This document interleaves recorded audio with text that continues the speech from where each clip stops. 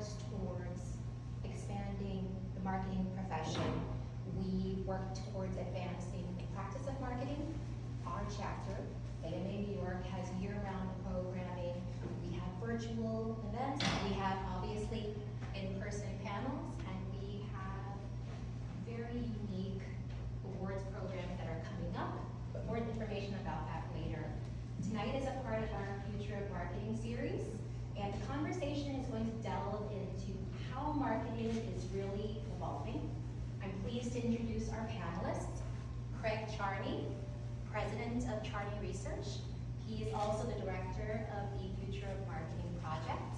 Stefanie Francis, who is the founder and CEO of Hootology. Stefanie was also a former NYU professor of global market research. We also have Ricardo, AI marketing lead at MSCI. Carlos comes to us with experience in products, consumer insights, and of course technology. Last but not least, our wonderful moderator, Dorothy Crenshaw, president and founder of Crenshaw Communications. Dorothy is also a longtime AMA New York leader. She's a board member of ours. Before we begin, I'd like to thank some of the organizations that made tonight possible. Of course, Columbia School of Professional Studies. This is where we are actually using the space. Without their support, this would not be possible. Luna, who is our research project partner, and of course, Hootology.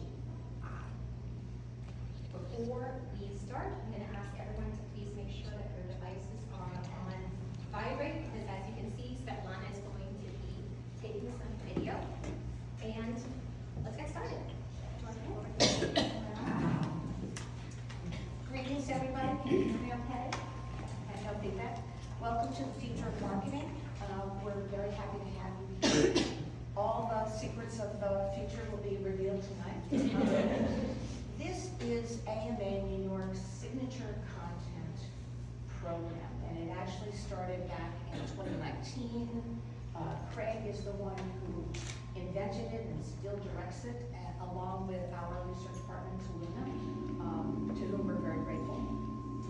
And it's basically designed to showcase groundbreaking work on the current marketing landscape and the opportunities of tomorrow, because that's what we really are interested in. It has tackled some of the most pressing challenges that face marketers and aspiring marketers today, from B2B transformation to marketing across borders in an increasingly globalized landscape. And actually, speaking of a globalized landscape, this is Future Marketing is a series, and this is our third series, and this is the second report that Craig has originated. And if you want to check out, in case you missed it, if you want to check out the previous one that was just, I think we released it just a month or two ago, it's about Brand America and the very unfortunate deterioration in the reputation of the United States that has happened over the past, say, year or so. So that's something that we can discuss as well. But for today, this is about AI, what everybody's talking about, and we'll draw the discussion from Craig's body of work. He has the research and the insights. Stefanie and Carlos are here to help us figure out the practical implications of the data. So we're very excited to start, and it's the kind of forward-looking intelligence that AMA New York is very proud of, and we're happy to have you here. Take it away, Craig. Thank you.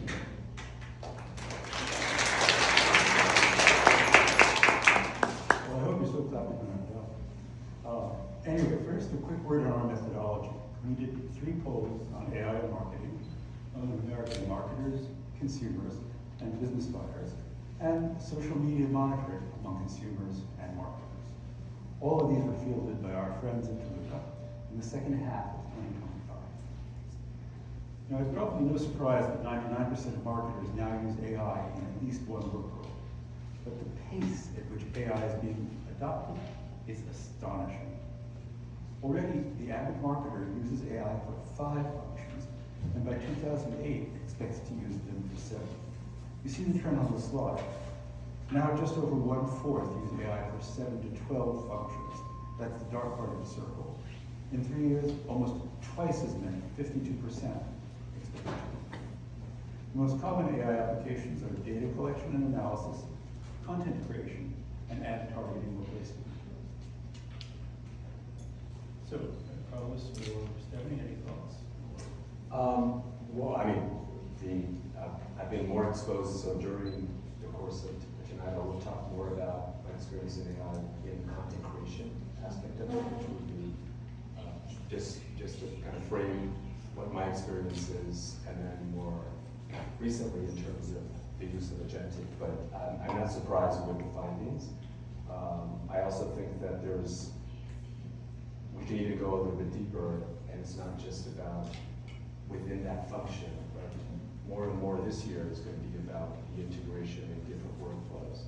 So it's not just about using it as an assistant into your specific marketing function itself, but how are you embedding this into workflows that cut across a number of different functions within marketing, which is something we can also discuss a little bit later. Stefanie? Greetings. I will just use this time to say hello and introduce myself. I am called Stefanie. You'll see I spell it with an F, which I was lovingly nicknamed F and Steph, which tracks on many levels. And you will see a little bit of that today. My jam and why I'm here is after 7 years of being a graduate professor at NYU in the Global Market Research course, I realized I could no longer look my students in the eyes and tell them that quantitative data from surveys or qualitative data from focus groups or IDIs was going to serve them well in their marketing decision-making roles upon graduation. And my personal angst for the 30 years of my career has been wanting to find a way to quantify qualitative information. And that was what, when Gen AI came on the scene and was like, hey girl, hey, that was like the final piece that was able to use as a function. So as it relates to this information, I think it's necessary as a jumping off point for the conversation, but really as it relates to all of you and your careers and how it could be put to use for good, right? And understanding how to use it in a powerful way, not a reactionary way. Okay. And in the next slide, we see that AI is no longer just a source of ads, it's also a target. No, this is, yeah. Marketers are targeting AI web crawlers and using bot-to-bot campaigns to reach buyers of autonomous agents. Here, you see the top bar. The marketers targeting AI already are the majority of those polls, and the number almost 3/4 by 2028. Items aimed at web crawlers are used by almost 2/5 now, and will be by 3/5 in 2028. AI is, of course, also the source of commerce, both ads and automated influencers. In short, there is a structural change underway in marketing. It's no longer just aimed at influencing humans. Thoughts? I just want to say I'm gobsmacked by that bot-to-bot statistic. I feel like what is the definition of audience? How do we define our target audience? Machines or marketing to machines? Yeah, I mean, I think it's a real trend, although I suspect people exaggerate a little bit. When we did the second round of Future Marketing, 38% of marketers claim to be trying to insert ads into people's dreams. And while a few were doing that, I don't think it was 38%. I think here too, people may be trying to be part of the next big thing. But clearly something real is going on, and we particularly saw this in the area of B2B marketing. I think this concept of marketing to machines is something that now has a new trendy name, but in essence is what's been happening for a really long time. So when we talk about marketing to machines, it's really around changing the design and the application on the back end to be sure that the LLMs are going to pick up and serve up that information, which in essence has been happening for a long time with Google and other search functions. So it seems like a brand new scary thing, but really it's about understanding the interconnectedness, not so the machine can make the decision, but so it can get the message that you all as marketers are creating to the right people just in a very, very different way. So I think if we it that way, it becomes less like the scary future and the machines are taking over, versus just understanding the wiring of things behind the scenes and accommodating and shifting quickly to that. We can certainly have the conversation here if it's going to catch on or not, but I think if you're here, you know that that ship has sailed, and so it's a decision of how to use the tools to be sure that the great things that you all are creating, promoting, talking about, emotionally trying to connect with your audiences on can make it to them.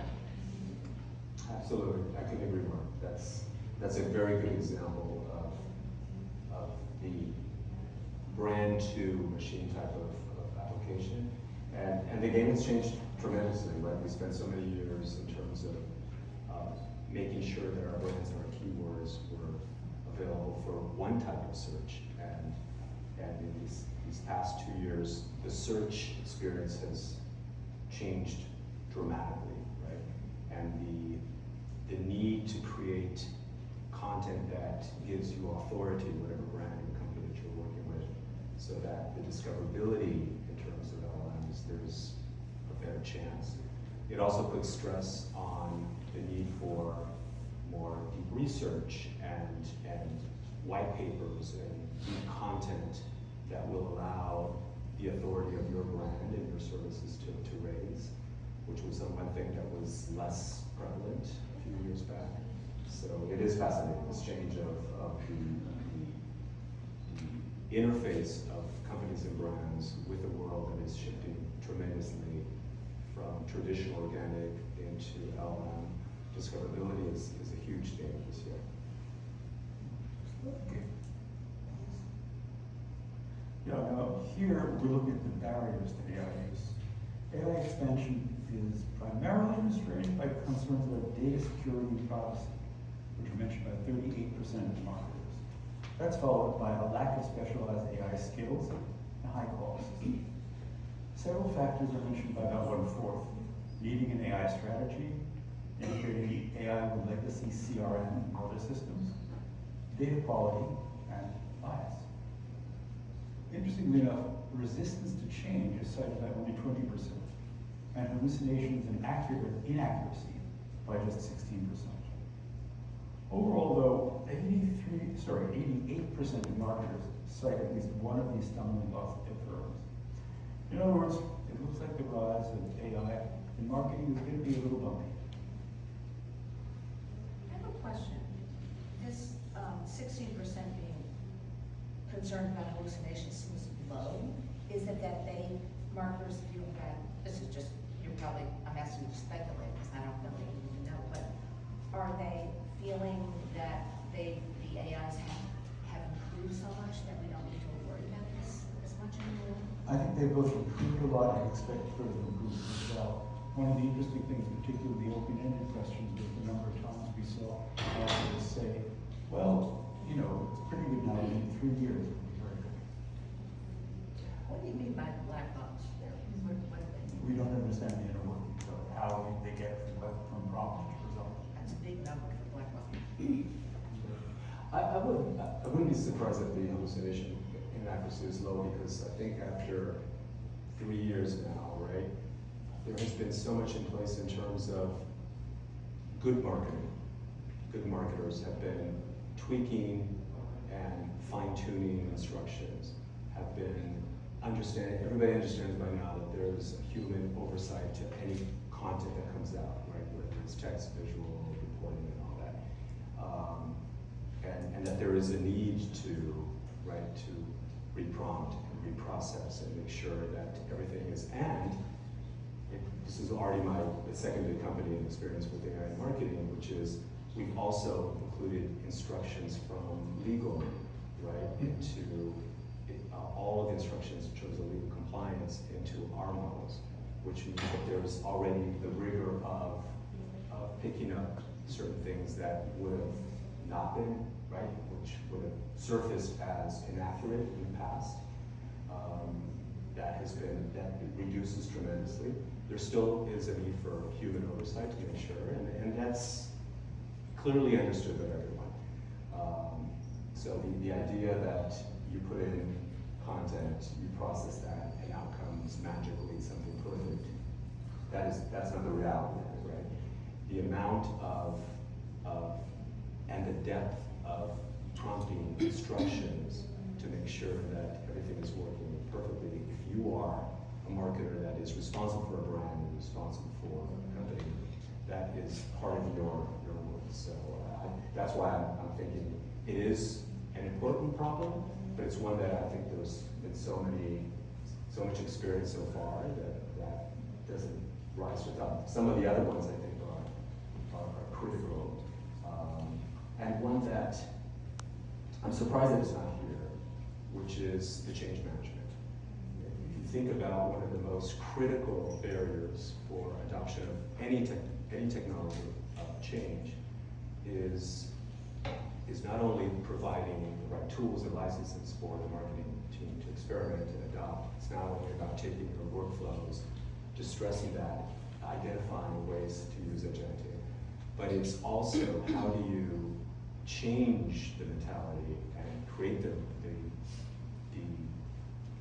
foundation for big changes that are happening, because people are working in a different way.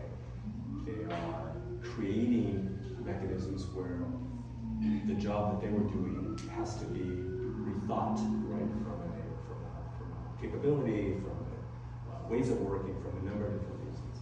So the change management aspect of not only change for AI, but anything that you've been in the past in terms of transformation is for me, one of the big barriers of widespread adoption and acceleration of adoption. So I'm surprised that it's not in that list. Resistance to change is. Yeah, but resistance to change it sounds more like from a personal standpoint, right? Somebody not willing to or not interested in. But I'm just saying from an organizational standpoint, the change management process and having that in place is hard, and it's a lot of hard work. And when because technology is advancing so much, there's that need in companies to, okay, gosh, we have to experiment, we have to adopt, we have to roll this out quickly, and not taking the time to create the infrastructure for addressing the changes that are needed. I think those are really good points. Craig and I have had a lot of healthy debates leading up to this moment in time in terms of the best ways to be able to understand any particular audience. In this case, marketers. Carlos, you mentioned, I'm surprised you didn't see something else on the list. And I think that really strikes the moment of how we're going about in asking people to share their ideas. If we asked each of you to describe in your own words, in your natural language, what are the barriers to AI use in your roles, you probably would say something a lot different, a lot more colorful, a lot more richer. And I think that we have to remember with any tool, whether it be one of the modern tools like ours or the other folks who are out there doing different things, what are the limitations of the findings? And so I actually look at this and I say, okay, we got to take in mind that it was a survey, and I don't know how many of you have taken surveys in the past months. You spend a lot of time on them. I'm going to assume in your free time, your very valuable free time, you are not like can't wait to get home and hang out and chill out and want to take a survey. But we still have this in front of us right now, and so what I would question and want to know is how does this change by generation, right? How do these numbers change? I also look at this and interpret it quite differently, because I see this as there are no barriers, right? 38% is the highest of all of the options there, which means that a heck of a lot of people still think that data privacy and security is not a barrier, right? And so I really want to dig into thinking about and understanding this differently, and really keeping in mind that it's learning about the nuances and how we overcome those things in people's own words is going to get us to adoption a lot quicker. I am also always concerned when we talk about AI and we talk about hallucinations, right? If we're talking about that, we have to be able to separate kind of the pop culture debate around generative AI and then its use as a function in all of your careers. And those are two very, very different things, right? Hallucinations, certainly all of the tools that are more on an enterprise level can have some element of hallucination once you know how they're being implemented. But hallucination is really kind of speaking to using OpenAI or Claude or something of that nature, and none of you in your roles, I hope, are jumping into ChatGPT and being like, tell me about the teen market in Iowa so I can sell my new deodorant or whatever it might be, and being like, great, whatever this says, I'm just gonna run with, right? So I think contextually, it's a lot more complex than just the concern around hallucinations, which is why I think that didn't rise higher, even though it is a major concern and issue collectively with generative AI. Yeah, the other one that I don't see here, we have 110 people in our marketing team around the world at MSCI. And I run a weekly session on the application of AI in marketing. So we have our best cases that the team shares with everybody else. There's a best share, there's a training component, there's a let's look at these opportunities. And about 2 weeks ago, I had, I wouldn't say the 110, but maybe 90 on the call, and I asked them, I said, I would love to hear all of you in terms of what are those things that are holding you back, right? And one of the things that came out from a number of people was this aspect of anxiety of just the amount of information and tools that are coming out so much. I don't know if you're picking up on some of the research of that too, but it's incredible about, okay, now we're using, I'll give you an example, we're using Runway for developing AI for video creation, and then some teams were experimenting with Sora. This week, OpenAI said Sora's gone, we're not invested anymore. We had huge investment last year on enterprise OpenAI for everyone, and we were using it in a number of different workflows.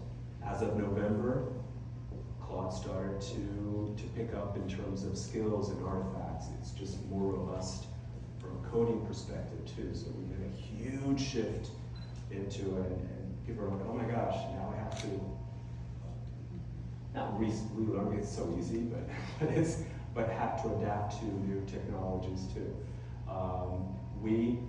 Last year, we secured a wonderful new AI platform at the time that was about PowerPoint deck preparation. And then suddenly now with skills, you upload a template and off you go. So we thought, oh my gosh, the investment we made in licenses on that technology is no longer needed. It's that anxiety that came up on the call that I thought was interesting. I quite see it here. But it's that sensation that every week, it's like, wait a second, I was going on this, I was using this for this test, and now this other thing came up. Should I go, should I not? And at the same time, as a company with 6,000 people, with a $40 billion valuation, what happens is that we have to do everything in a way that we're using an Azure sandbox, that we are protecting our data, that we have all of the provisions when it comes from legal compliance into it. So going from one platform to the other takes a little bit of time for onboarding, right? And let alone procurement, securing enterprise licenses and all that. So the operation in a company is geared towards a certain rhythm, and over the years, when companies have established those. But now we're living in a world where that technology is so fast and so rapid that we also have to adjust so that we are able to quickly pivot and say, hey, there's this technology here, let's go experiment, let's go quickly. Procuring those things quickly and rolling these out, training everyone, getting the right safety guidelines, there's a disconnect between the speed of technology and the speed of adjusting to that change management I was mentioning. So that is one that I also think that, I'm sure if we redid it, it would probably show up, but this anxiety that people inside companies are feeling about things that change. Yeah, I think that's a great point. Okay, let's move on. Now here, you see one of our key findings, the perception gap. Consumers are less enthusiastic about AI than marketers. Or to put it differently, marketers overestimate consumer confidence in AI. A massive 84% think consumers will see more benefit than harm from it, the top bar. But the bar below shows that only half as much, 42% of consumers, actually expect benefits. Now, the same is true for trusting companies to use AI responsibly, which is the lower set of bars. So, companies that implement AI, doubts are greatest among women over 40s and lower income.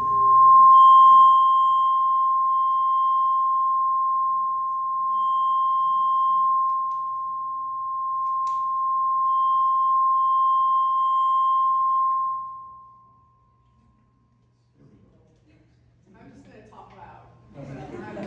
It's not me, y'all. Anyway, as I was saying, doubts are greatest among women over 40s and lower income and education consumers, or, in other words, typical tech hesitancy.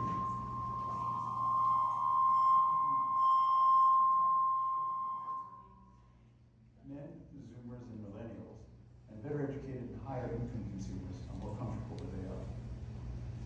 So, in a nutshell, companies that implement AI without taking consumer attitudes into account may be in for a nasty shock. I'd be curious your all's thoughts about this. Like how much as marketers, I'm gonna say you all, as I'm a consumer insights, consumer psychology team that fuels the understanding of the groups that you are going to go do work your magic on.